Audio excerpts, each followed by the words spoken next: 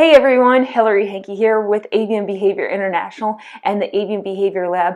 I have Carmen. He is a 30-year-old African gray parrot, and he is going to help me talk about biting issues and biting mindset. So we're going to start off January 2022 with mindset. So you might have seen in my previous videos with Abby, who is also a foster bird with the PEACE program, and that's Parrot Education and Adoption Center here in San Diego, and this guy is also in the foster program, and I have the big fortune of getting to work with this guy as well. He's 30. I don't know a lot about his history, but I can tell you from his behavior that he has a lot of stories to tell. So he's got what we call in behavior science is a lot of learning history, and that kind of just means that he's practicing a lot of behaviors that just aren't really helpful for both of us. So what we're going to talk about here is I'm not going to work with stepping up per se. So when we're talking about mindset, that means I'm going to be working around him and dealing with behaviors specific to biting that just help us overall. So before I ever even step up this bird, I am going to think about all of the things that enhance that biting behavior and what I can do to actually reduce it overall. So we're going to talk about three things, three big tips that will help you reduce biting, because the more you do something, the more you do something. So when we learn to access certain vices and certain ways of communicating with the world around us, the more we learn that those are effective ways. And that's the same whether it's a good behavior or a bad behavior, or just what we call a disturbing behavior. So biting is the same way with parrots, and he learns to get his point across. So I'm not going to use my dominance, I'm not going to use my strength, I'm not going to use my force, I'm not going to try and tell him who's boss. I'm going to learn how we both interact with our environments to get information across that can help us both, me and Carmen. So the first behavior, the first way, the first mindset paradigm that we're going to look at is don't race your bird. Try not to race your bird. So what that means is I'm not going to chase behavior. I'm not going to try and outpace him whenever I need to do something. So for instance, one of the biggest reactions that we have when we're working in this bird's home space is that he's actually going to demonstrate this right now. Isn't that fun? Is that when we're trying to change out food bowls or toys, they will often kind of try and get there first, and we'll try and get there even faster. And so what we'll see is the precursors to biting. So we'll see running towards our hands, flared tail, neck feathers, open beak, lunging, snapping, maybe even some vocalizations. In the case of African grays, we'll see some growling or hear some growling. So those are precursors to biting that if we keep going down that path, we're going to get bitten. There you go.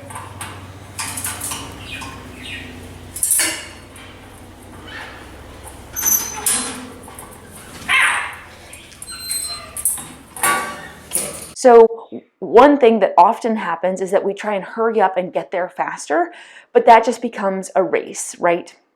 So what I want to see is I want to see him show me how I can be effective, and we're going to use some different techniques in order to get there. So what I'm going to do is I have his favorite treats. You can see I immediately picked those up.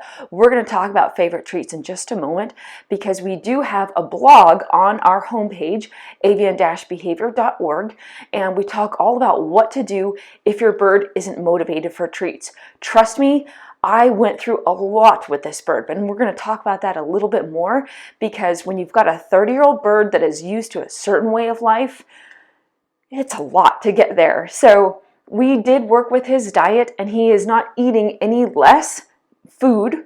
And that's a really important thing, because we're not trying to control his weight in order to get him more motivated for food. So that's a big one. So put a pin in that. We'll come right back to that. But what I'm going to do here is I'm going to show you when I reach for his toy, he's going to try and get there, right? My hand isn't in a way, good, that I can actually get bitten. So as soon as he retreats and goes back, I'm going to remove my hand and I'm going to give him a treat. So that's two things happening at once. That's positive reinforcement and it's negative reinforcement. So what it means is that not only does he get a treat for offering me space away, but my hand goes away because that's what he wants, right? And I know that's what he wants is because he went at my hand when my hand went towards the box. So I'm going to watch his body language here. Good. And as long as he stays in the same spot, he gets a treat. And he's really watching my treats. He really likes these treats. So the thing with Carmen is that because we've learned to train so much, he's in my office here and we train like 4 times a day, like just little burst sessions. I'm making sure that he's not just eating while I'm moving. Good. He just kind of watched right there. That he's really into the training. So he has 2 bowls of food available to him, but he really likes these treats that I have, and he's really into training. So see, I'm not trying to race him. I moved really, really slowly, and he was really, really into the pumpkin seeds that I have. There we go. Good. So I watched that he was also like looking kind of at my treats, not looking at the item that I was trying to remove. Good. And he wasn't just chewing. Okay, he's going to come up. He's got the treat in his hand, in his little beak. So I'm going to pause right here. He can't reach my hand so that he can't bite it. Good. Comes back. And you can see we've actually been working on this for quite some time. So it wasn't just like I got here in a single day. I made sure that I was always able to be successful. So that's a big one. So don't race your bird. Instead, teach him that through both positive and negative reinforcement that you can be successful. And this works even inside the cage with the food bowls. You can get a second person to help you out. That's really important. So you're going to see also, this is going to be step number 2. You will see that I'm using these treats really carefully.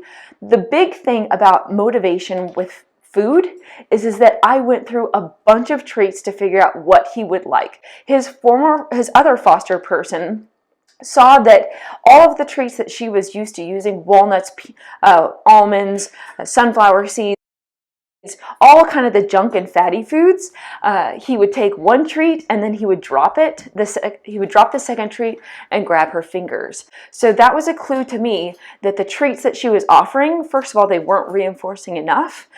They weren't actual reinforcers if they weren't changing his behavior, and something else was going on. So I looked into his diet really carefully. He had these little seed clusters that he was also eating, so I took those out of his normal diet because those could also be kind of a source of fat and sugar that maybe he didn't need, and that would also increase his motivation, his appetite for fats that I could use as reinforcers.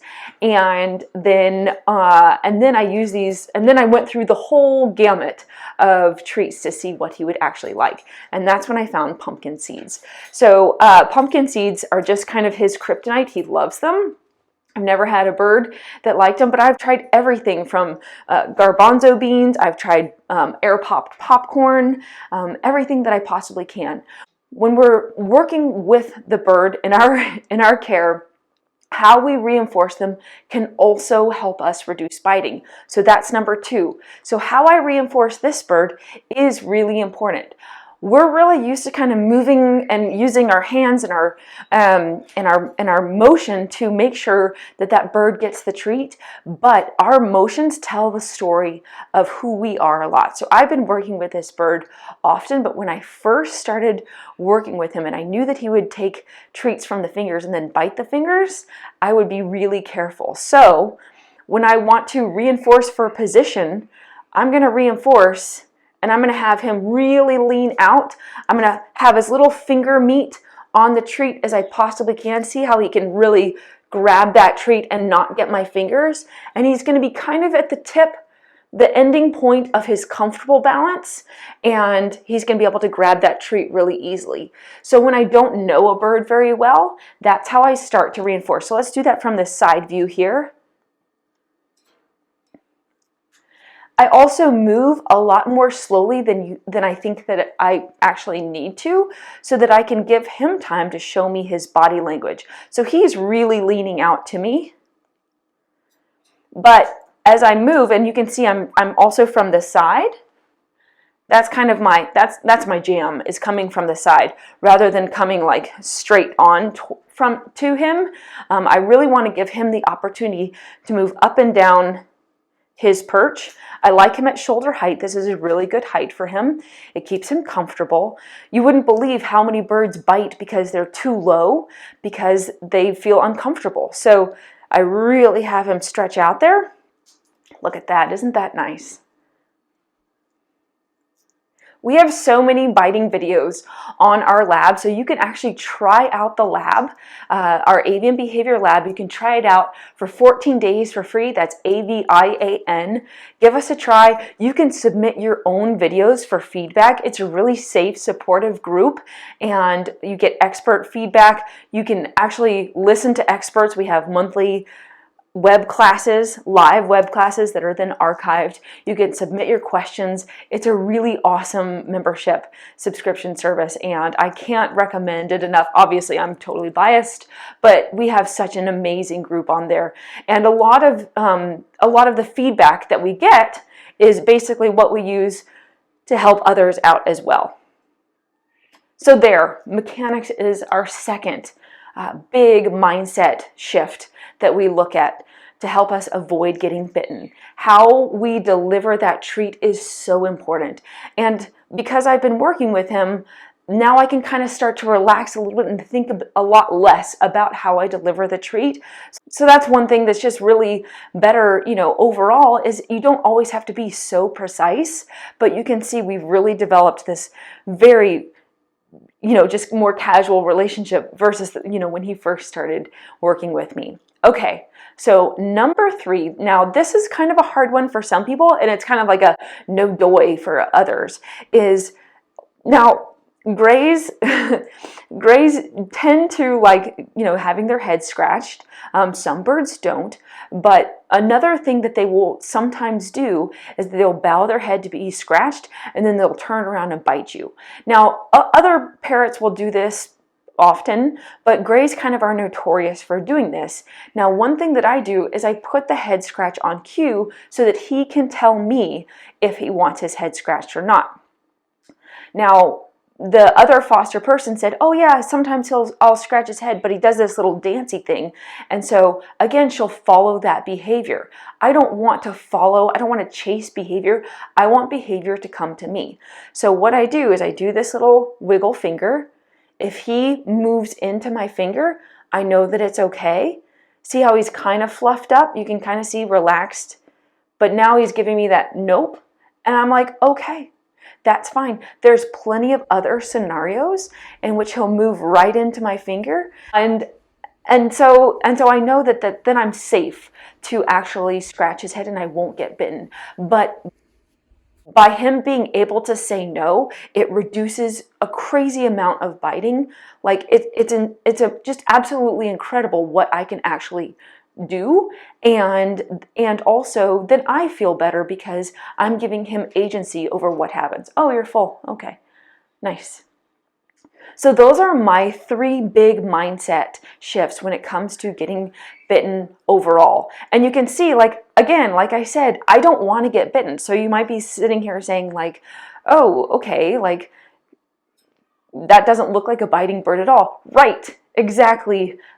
I don't want to get bitten. I really don't. So maybe if you have a discerning eye, you can see like this is a bird that would bite, because there are a lot of instances I've actually put myself into right on this very video where if I pushed him a little bit harder, he for sure would bite. But as a professional trainer, as an expert trainer, these are the ways that I look at behavior so that I do not have him access that pathway. All right, y'all, thank you so much for watching. If you like this video, be sure to subscribe, follow us along, and leave a comment below if you want to see more of our videos.